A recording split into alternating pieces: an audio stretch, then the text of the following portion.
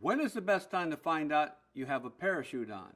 Before you jump out of the airplane or after? When is the best time to find out you can swim a half a mile?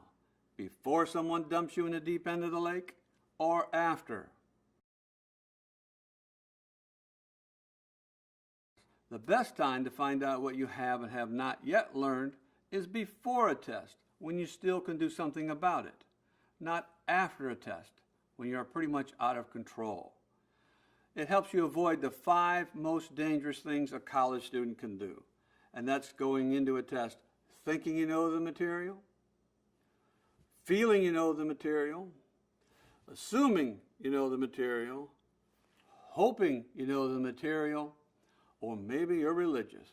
I believe I know the material, thank you, Lord. In all 5 cases, when do you find out if you've learned the material or not?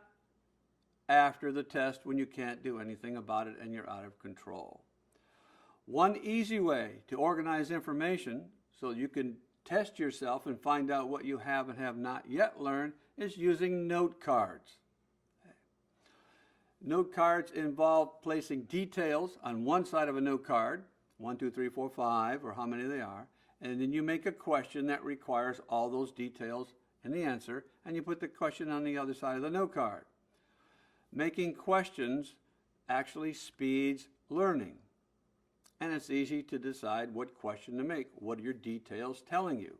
For example, in an economics class, you may have 5 characteristics of a healthy economy.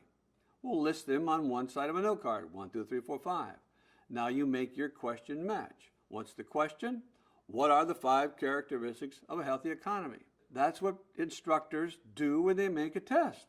They look at the details, they put a question on the test that requires those details and expect you to come with those details in your mind. So why not do that ahead of time using note cards? The best time to find out what you have and have not yet learned is before you take a test, when you can do something about it.